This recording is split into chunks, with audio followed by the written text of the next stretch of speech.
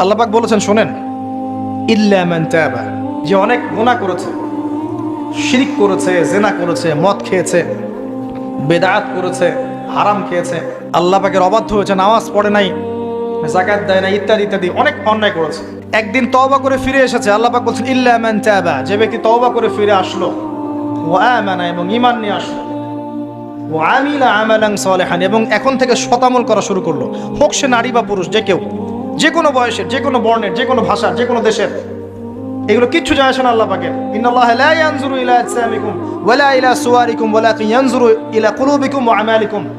আল্লাহ পাক শুধু কলব দেখেন, আমল দেখেন, রক্ত মাংস বর্ণ এগুলো দেখেন না। আল্লাহ পাক ফিরে এসেছে, ঈমান এনেছে, আমল সালেহ করেছে।